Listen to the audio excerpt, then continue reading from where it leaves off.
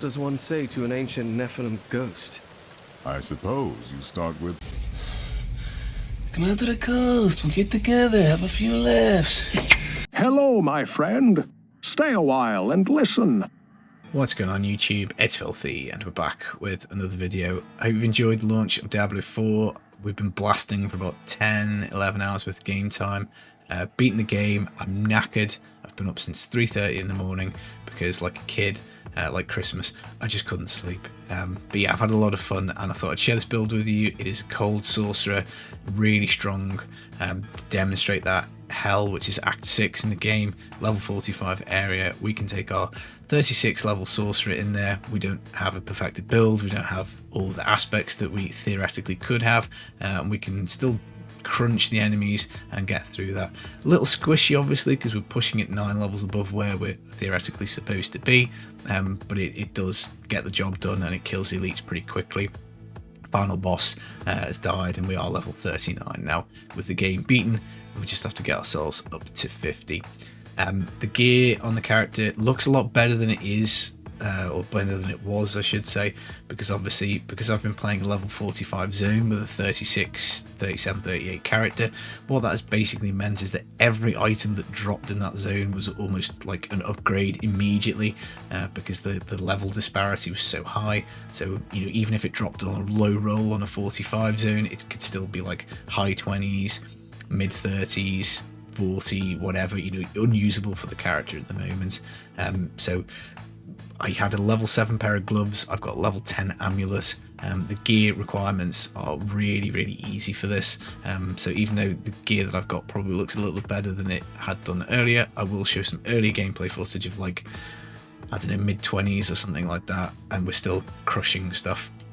Admittedly it's only World Tier 1, but with the level of damage we've got here, we've definitely got room to move up to World Tier 2. We've just done it on 1 because it's more efficient, it's faster to kill the enemies. The capstone dungeon at 50 is going to be no problem with this build. Maybe we can do endgame with it, I don't really know. We're gonna kind of find out really. Okay, so that is the kind of, I don't know, sales pitch for the build. Let's talk about how it works. It all revolves around ice shards. Obviously, no surprise, one of the better skills for the sorcerer, does a lot of damage.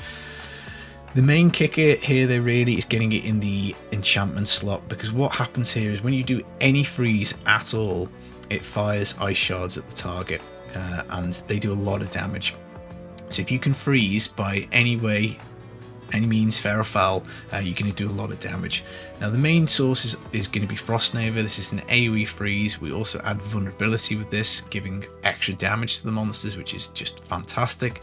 But we're looking for any kind of source of freeze that we can get our hands on. Now cold skills, chill can turn into freeze. Freeze can then turn into ice shards, which can then turn into like insta-death pretty much. If you can freeze something, you can kill it pretty quickly. And basically, I've played around with a bunch of skills, and this is kind of what I've settled on. So I guess let's have a look at the skill tree, and we'll take it from the top. So we're going from Frostbolt. Obviously, we want the chill, because we want the freeze, we want the damage. We also go into Enhanced Frostbolt, and then into the Glinting Frostbolt.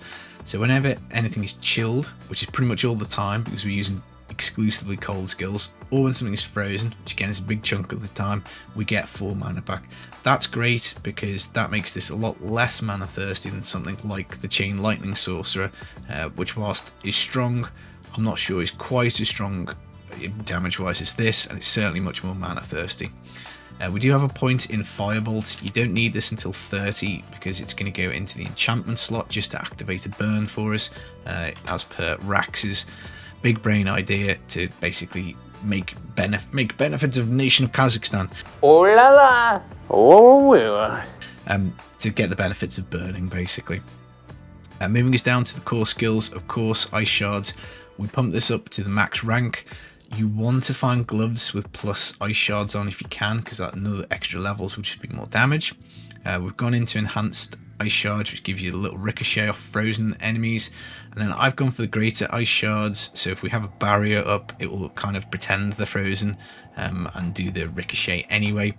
My barriers suck at the moment a little bit, so it might have been better to go with the vulnerability, but we do have some extra sources of vulnerability past the Frost Nova that we talked about. So I think in the long run, Greater Ice Shards is going to be the way to go, and I just need to work on boosting up my barriers. I've got an item giving Frozen Orb, don't worry about it, we're not using it. Coming down to the defensive skills, our amulet gives us +1 to all defensive skills. Pretty nice amulet, I'd say level 10, I've kept it the whole playthrough. Flame Shield we're not using because we don't really have space for it on the bar. If you're doing hardcore, you could certainly get that on. I would probably chuck off Blizzard for it. Teleport, of course, is going to be a staple for pretty much every sorcerer build. It is fantastic for getting you out of danger. It is great for mobility. You can traverse the map faster until you get your mount at the start of Act 4. The Enhanced Teleport will give you a bit of cooldown off it, which is really nice. And then Shimmering Teleport, some damage reduction for 5 seconds. Look, this was coming in pretty clutch when I was trying to go 9 levels above where I was supposed to be. And I think for the extra 2 points here to get the cooldown reduction a little bit and to get the damage reduction, I think that's a worthwhile trade-off. Ice armor, we're going to go for.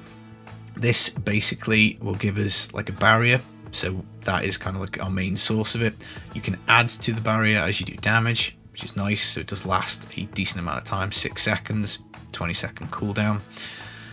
We get mana regen when it's up, so that helps us out with our ability to spam out some ice shards, which is obviously great.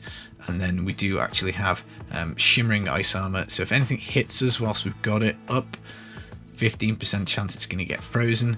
Frozen means more ice shards, frozen means more damage.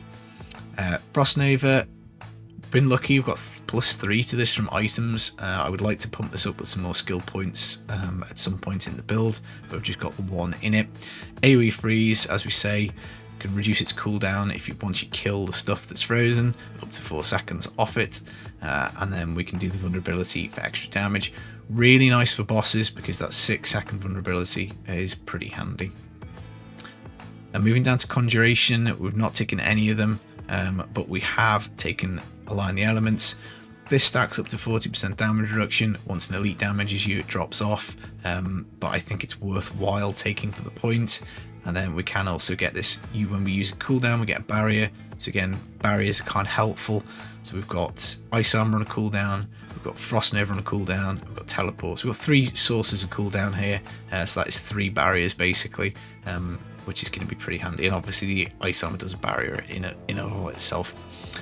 Just touching back up on the defensive skills, Glass Cannon I've just maxed out, so my last skill point I've just put in now. We do 18% more damage, but take 9% more incoming. Probably could have done without that, playing 9 levels above, but there we are. Right, in terms of mastery, I initially put points into Blizzard because I was hoping that with the Blizzard coming down, what would happen is each tick of cold damage would give us a chance to, as like a freeze, because we've got this passive here. Frost skills have a 9% chance to instantly freeze. Obviously, maybe it's unlucky hit, so maybe it's not going off as much as you would hope, but I just found that actually putting the points into Blizzard, getting the extra damage out of it, getting the increased duration, it wasn't really worth it. I've got it on an item. I probably need to put a skill point in it if I want to keep it, but the idea is it's a fairly cheap AoE cold spell. It will chill. Chill turns into freeze, as we say. Freeze turns into ice shards, and that is the theory. I did run around with this in the enchantment slot for that purpose for a little bit, but I think the burn from the firebolts is just going to be better. We've got Icy Veil to increase our barriers, and then the reason we want barriers really is cold fronts. We do 8% more chilling, so that just helps us get more chills, more freeze, more ice shards. So again, I'd like to build that one up, I think. At some point we're going to move into Devouring Blaze, 10% increased crit strike damage against burning enemies, so we can pump that up to 30%. If we can do an Immobilize, we can get up to 75%. I know there's some theories going around with Meteor for that, for endgame type builds, but obviously we're not there yet at the moment. We're just ignoring all these other skills that we've got stuff for items. We then move down to the ultimate. I haven't taken any. Deep Freeze, obviously it's a cold build. I think there's a chance this could make sense, and we could maybe get rid of the blizzard for it. Immunity for 4 seconds is nice. We do chill enemies, so that's then going to lead into more freezes, so that could be more damage. So yeah, it's something maybe to consider playing around with, but I haven't as of yet. 10% life barrier, again, that would be handy. More barrier is obviously more chilling and more freezing, and then we can also get 50% off our non-ultimate skill cooldowns when it ends, so that would basically be another go of Frost Nova so much sooner, another go of Teleport, and another go of Ice Armor. So I'm kind of interested in that one, but we don't have room for it on the skill bar at the moment. We'd have to get rid of Blizzard, so again, something maybe to think about. Permafrost, 15% damage against elites. Obviously, most trash just melts with this build, so hitting those elites for 15% extra damage is really nice. We've then got more damage against chilled enemies, more damage against frozen enemies. We've got more cold damage against vulnerable enemies. We've got cold damage against vulnerable enemies with a 20% chance to generate mana. So basically all these cold skills, I'd like to pump all of these up to 3 and get the max benefit, so more damage, more resource basically. Now, with the burn, because of the firebolt, we can actually take this Fiery Surge passive here, and we can get 30% mana regen for 30 seconds whenever we kill a burning enemy. We could build into Warmth, which would give us some healing. It's not a massive amount of healing, so I think you could maybe get some life on kill. Maybe that would be better. And certainly, if I was going to go for the Deep Freeze and get the healing from that, I've only got the 4 potion slots because I haven't done any Renown farming. When you get up to 9 potion slots, I think the need for healing probably lessens a little bit. And then down at the bottom here, key passive, we've picked Shatter. When a freeze ends, AoE explosion, 25% of the damage is just chucked out, which is nice. The other cold one is Avalanche. Frost skills, I've got like a 10% chance to make our Ice Shards free, essentially, dealing 40% more damage. That would be nice, and that chance would be doubled up to 20% for vulnerable enemies. There's a decent amount of vulnerability we've got, so yeah, it could be a consideration, but I've played with Shatter because I just think that the damage seems to be for that one in my mind. Where are we going skill point wise? Well, as I say, we're going to get these ones boxed off. I'd like to do that. We've got 11 left, plus I think from the Renown we've got 1 more skill point from Kyrgyzstan at the start, and then all of them have got the secondary skill points, so that's another 6 skill points. So yeah, so we've got 17 I think still to invest, so that's going to be exciting. I'd like to build up Frost Nova. If we could get this on a much shorter cooldown, that would be brilliant. I would consider again Ice Armor as something to invest in. I'd consider Teleport something to invest in. Maybe increased maximum mana would help us as well, and also I think core skills dealing 9% more damage above 50 mana with 3 points here in elemental dominance could be pretty cool. Other than that, maybe we pick up a couple of toughness things if we need it, but that's kind of where I'm thinking where we're going to go over the next like 11 levels and the Renown system. Looking at gear, realistically, you're going to try and use the Occultist obviously to your advantage in this game. The game will drop you certain things. I had a level 7 pair of gloves that had standstill and you get up to 30% more damage. I used them up until level 38 I think before swapping them out with these ones. 30% more damage to frozen enemies. Obviously the whole build revolves around freeze, so that's just 30% extra damage. I'll tell you what, let's go to the Occultist because we can go through the list of stuff that is important really. So in terms of weapons, Ice Shards piercing 3 times, dealing 25% less damage. This is found at Dead Man's Dredge in Act 1, down the bottom right hand side of the map. I've imprinted it on this level 10 amulet. I only imprinted it at about level 32. I was waiting to see if I found something better to put it on, and in the end I just said YOLO, let's stick it on this. It hasn't imprinted correctly because it's supposed to do 3 pierces and 25%, which would be the lowest rolls possible. It's actually given me 5 pierces and 17% less damage, which is nice. The amulet has got the all mastery skills, all defensive skills. Something like that on an amulet would be pretty nice. Distance enemies have got a chance to be stunned when they hit you. That's not very useful for us. 30% damage to frozen ears, which we've already shown. Basic skills increase core skill damage up to 30%. That obviously would be pretty good. Aspect of the Expectance, that's one that we could pick up. Meteor we don't care about. Charge Bolt we don't care about. When we freeze an enemy, they have a 25% chance to become vulnerable for 3 seconds with the aspect of Bite and Cold. That is quite useful because we do lots of freezing. Obviously Frost Nova automatically applies vulnerable, but our other freezes don't, so that would be nice. That would be more damage. Aspect of Inner Calm, this is the one I was saying about on the glove side at level 7. You stand still, you deal more damage. Teleporting incidentally doesn't affect that at all. You can teleport and you still keep your max damage up. Incinerate we don't care about.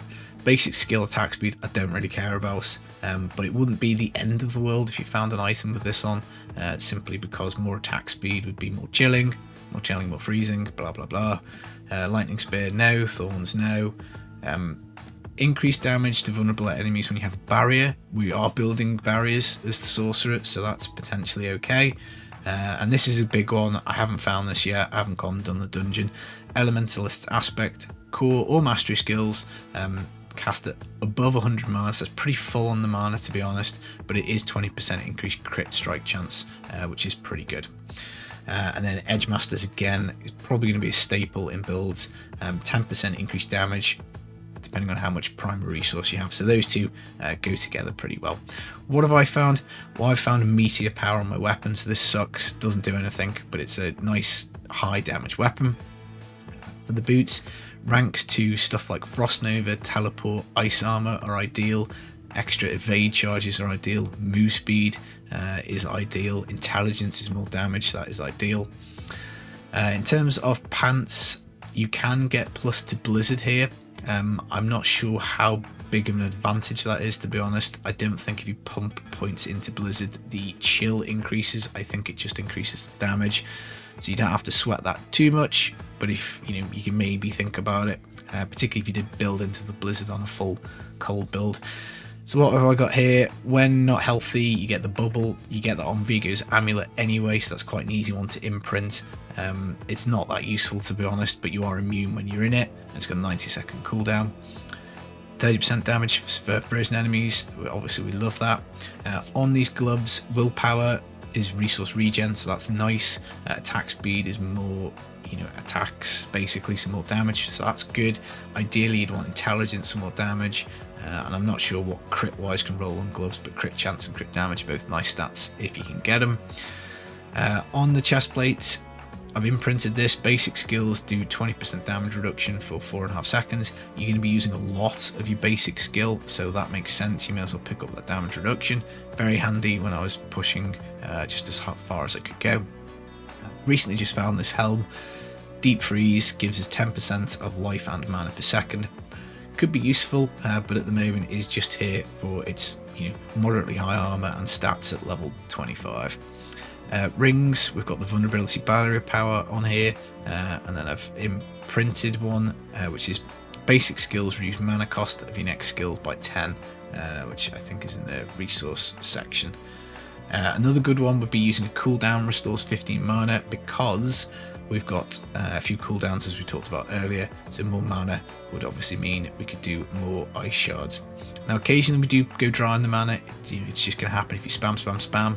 It just is how it is, but you do have a fair few mechanisms for getting it back.